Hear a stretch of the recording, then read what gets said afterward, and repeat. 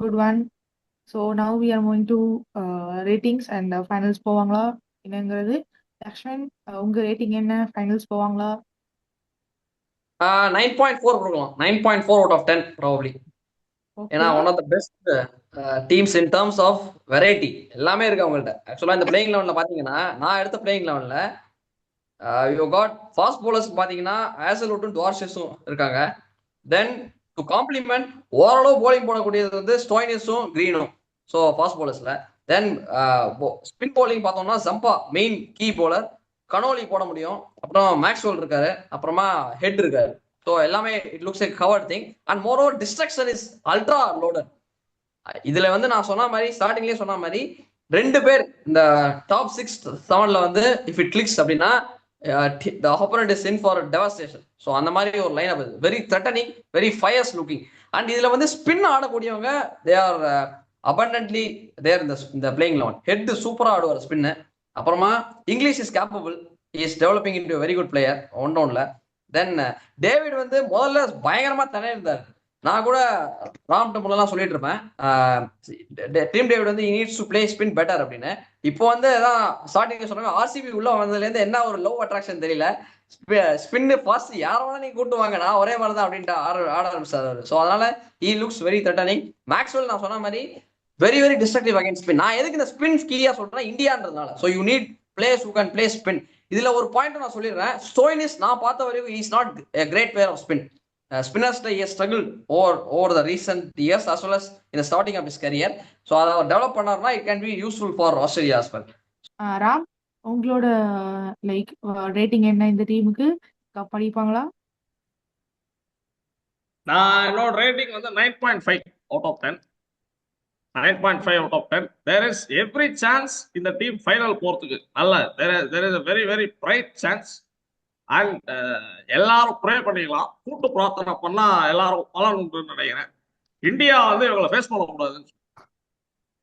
இந்தியாவோட செக்மெண்ட் வரும்போது நான் சொல்றேன், இந்தியா வந்து என்ன பெருசா தப்பு பண்றாங்க, இந்தியன் கேப்டன் சூரியகுமார் யாதவ் பெரிய தப்பெல்லாம் பண்றாங்க. அது இந்தியன் செக்மெண்ட் வரும்போது நம்ம பேசிப்போம், என்ன எதனால என்ன தப்பு அப்படிலாம் நம்ம அடுத்த வீடியோல இது பண்ணி டீட்டெயிலா இதை பத்தி டிஸ்கஸ் பண்ணிக்கலாம். பட் இது தே ஹாவ் எவ்ரி இன்கிரீடியன்ஸ். பாருங்க, டாப் ஆர்டர்ல ஹெட்டை பத்தி ஊருக்கே தெரிஞ்சிருக்கும், நான் எதுவும் சொல்ல வேண்டியதில்லை, எல்லாருக்கும் தெரியும். Head and Marsh can also. மார்ஸ்க்கு வந்து கேப்டன்சி ஒரு அன்னெசரி ப்ரெஷர் எனக்கு தோணுது. மார்ஸ் வந்து ஏங்க எனக்கு இந்த லாஜிக்கே புரியலைங்க. கமின்ஸ் வந்து கேப்டனா இருந்தாரு, கமின்ஸ் பிசி, அவர் பேரு பிசின்னு சொல்லி சொல்லி சொல்லி கமின்ஸ் வந்து அவுட்ஸ்டாண்டிங் கேப்டன். அவரோட ப்ரூவன் கிரெடென்ஷியல்ஸ். எதுக்கு தேவையில்லாம மார்ஸ் கொடுத்தாங்கன்னு எனக்கு தெரியல. மார்ஸ் வந்து போன அதை கொடுத்ததுனாலதான் ஆஸ்திரேலியா கர்சோ தெரியல, போன வேர்ல்டு கப் விட்டாங்க, 2024 T20 வேர்ல்ட் கப் விட்டாங்க. இல்லைன்னா அதுலயே கப் அடிச்சிருக்க வேண்டியது. 2024 T20 வேர்ல்டு கப் வந்து மார்ஸ்க்கு தேவையில்லாத கேப்டன்சி. மார்ஸ் வந்து எனக்கு தெரிஞ்சு கேப்டன்சி கொடுத்ததுனால அவருக்கு ஒரு எக்ஸ்ட்ரா ப்ரெஷர் ஆர் எக்ஸ்ட்ரா பேர்டனோ அப்படின்றது எனக்கு தோணுது. ஏன்னா சில பிளேயர்ஸால கேப்டன்சியை எடுத்துட்டு நல்லா யூஸ் பண்ணிட்டு ஆட முடியும், கேப்டன்சி கொடுத்தாலும் எனக்கு அஃபெக்ட் ஆகாது அப்படின்ற மாதிரி சில பிளேயர்ஸ் தான் இருப்பாங்க, அந்த மாதிரி இது பண்ணிட்டு எடுத்து ஆட முடியும். Marsh is not like that. Marsh வந்து seems to be struggling little bit under captaincy. But wait பண்ணி பார்க்கலாம், போக பார்க்கலாம். பட் ஹெட் வந்து one such proven customer. Inglis வந்து it could be very devastating. So top 3 கடப்பார பேட்டிங் லைனப்பா இருக்கு, பயமா இருக்கு. சொல்லணும்னா டாப் 3 ஆஸ்திரேலியன் டாப் 3 பயமா இருக்கு. அடுத்து வராரு பாருங்க இமயமலை மாதிரி, the great David, Tim David, Green, David, Maxwell, Stoinis, Cooper Connolly, 8 பேர் வச்சிருக்காங்க. 8 பேர் இந்த மாதிரி ஒரு கடப்பார டீமை எங்கேயாவது டிஸ்கிரைப் பண்ண சொல்லுங்க, ஏதாவது ஒரு டீமுக்கு அப்படின்னு இருக்கிற மாதிரி எனக்கு தெரியல. போலர்ஸும் வந்து decent bowling lineup I would say. So Ellis and Zampa and Hazlewood. So இந்த டீம் வந்து we all should do கூட்டு பிரார்த்தனை so that they don't play India anywhere அப்படின்ற மாதிரி இருக்கு இப்போ இந்த team. But they have every odds to go to the final. So ஷோரா ஃபைனல் போயிடுவாங்க, கப் அடிக்கிறதுக்கு நிறையவே சான்ஸ் இருக்கு. So they are one of the very very strong title contenders I would say. Yeah. என்ன ரேட்டிங் கொடுத்தீங்க? 9.5. Okay. Adarsh, உங்க rating என்ன? என்னோட ரேட்டிங் வந்து 9. நான் இது இங்கிலாண்டையும் இதையும் ஒரே லெவலில் பார்க்குறேன். இங்கிலாண்டோட ஸ்குவாடையும் ஆஸ்திரேலியாவோட ஸ்குவாடையும். அதோட இப்போ ஒரு ஹாட் நியூஸ் உங்களுக்கு கொண்டு வந்திருக்கேன். ஜாம்பா வந்து கிராயின் இன்ஜுரி வந்திருக்கு ஜாம்பாக்கு. இப்போதான் ஜஸ்ட் ஓ இந்த மேட்ச்ல தான் வந்திருக்கு, பாகிஸ்தான் தேர்ட் T20ல. ஸோ அது எவ்வளோன்னு தெரில, எக்ஸ்டெண்ட் ஆஃப் த இன்ஜுரி தெரிலன்னு சொல்கிறாங்க. பட் இப்போதான் கிராயின் இன்ஜுரி ஆகியிருக்கு. So yeah. இல்ல ஆ எனக்கு இன்னொரு லாஜிக்கும் புரியல.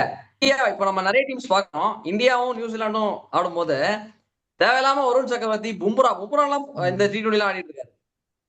எதுக்கு வந்து ஆட வைக்கிறாங்க தெரியல. அப்புறம் இன்னொரு காமெடி பார்த்தேன். நியூசிலாந்து டீம்ல வந்து ஹர்ஷ்தீப் சிங்கோட கேட்ச பிடிக்கிறதுக்கு சாண்டா டைவ் அடிக்கிறாரு. டைவ் அடிச்சு அவங்க பாக்குறாரு. இல்ல இதெல்லாம் அதை கேட்ச பிடிச்சா என்ன, பிடிக்கல என்ன, யாரு, திஸ் இஸ் கம்ப்ளீட்லி பேஃப்லிங் ஆக்சுவலா. சோ இந்த மாதிரி எல்லாம் பண்ணி இப்போ சம்பா எப்படி இன்ஜுரி ஆச்சு தெரியல. We are no recording this video. So எப்படி இன்ஜுரி ஆச்சுன்னு தெரியல. ஏதாவது விழுந்திருக்கலாம் ஃபீல்டிங் பண்ண போய். தேவையில்லாத முதல்ல ஆனா தான் ஆடி இருக்கவே மாட்டேன். You rest the key players. ஏதாவது தேவைன்னா ஒரு 3 T20 ஒரு T20 அப்படி ஆடலாம் சும்மா மேட்ச் ப்ராக்டிஸ்க்காக. This is some completely surprising. Yeah okay, continue. So இவங்க ஃபைனல்ஸ் போக நிறைய வாய்ப்பு இருக்கு. என்னோட ஒப்பீனியன்ல வந்து England and Australia would be the ஃபைனலிஸ்ட்னு தோணுது. I wouldn't tell India with great team இந்த வாட்டி. ஸோ இட்ஸ் ஆவரேஜ் டீம் தான் இந்தியா இந்த வாட்டி. ஸோ இந்தியா செக்மெண்ட் அப்போ அதை நம்ம ஃபுல்லாக பேசலாம். பட் ஆஸ்திரேலியா வந்து நம்ம என்னதான் இப்போ பாகிஸ்தானோட 3 மேட்சுமே தோத்துருக்காங்க. இருக்கல ஹையஸ்ட் மார்ஜினில் இன்னைக்கு தோத்துருக்காங்க, 96 ஆல் அவுட் இன்னைக்கு. பட் ஈவன் தோ இதெல்லாம் இருந்தாலுமே அவங்க டோர்னமெண்ட்டுன்னு வந்துட்டு அது வேற ஆஸ்திரேலியாவா இருக்கும். இது சும்மா அவங்க ஏமாத்துறாங்க, ஊரை ஏமாத்துறாங்க. இந்த மாதிரிலாம் ஆடி அவங்க பயலேட்டரில் எப்பயும் பயலேட்டரில் தோத்துருவாங்க. பயலேட்டரல்ல இந்தியாவோட எல்லாவட்டையும் அடி வாங்குறாங்க.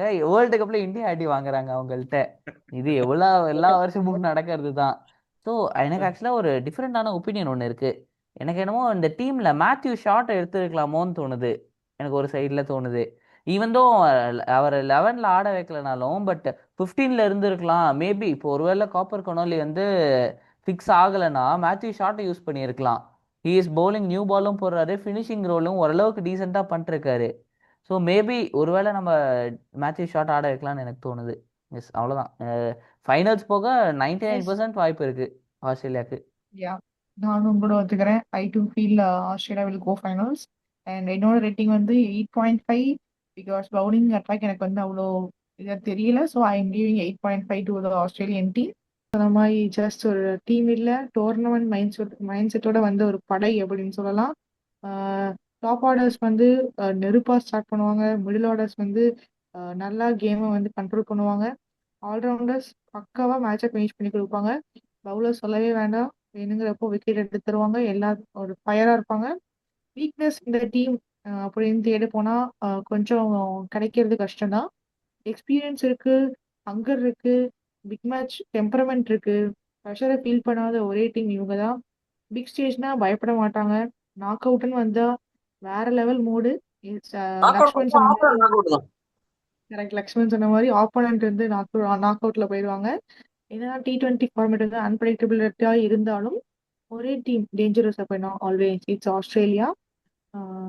ஆஸ்திரேலியா நேம் வந்து கம்பல்சரி எல்லாத்தோட வேர்ல்ட் கப் ஒரு வின்னிங் ஸ்குவாட்லயும் கண்டக்ட் லைக் வின்னிங் டேபிள்ல கண்டிப்பா இருக்கும். யா, கப் வின் பண்ணுவாங்களா? டெஃபினெட்லி சான்ஸ் இருக்கு. ஆனா என்ன ஒரே ஒரு விஷயம் அப்படின்னா, ஆஸ்திரேலியாவை பீட் பண்ண அப்போசிஷன் பர்ஃபெக்டா கேம் பிளான் பண்ணும். That is the only thing. Otherwise இல்ல கொஞ்சம் மிஸ் ஆச்சுனாலும் ஆஸ்திரேலியா கன்னு மாதிரி மேட்சை முடிச்சுட்டு போயிடுவாங்க. So yeah, that is Australia squad. உங்களோட ஆஸ்திரேலியா ஸ்குவாட் என்ன? எப்படி விளையாடுவாங்க? Will they miss Stark and Pat Cummins? இப்போ கூட லைக் நான் உங்க லேட்டஸ்டாக சொன்ன மாதிரி இப்போ வந்து ஆடம் சாம்பா இன்ஜுரின்னு இருக்காங்க. So will it be big miss? என்ன நினைக்கிறீங்க?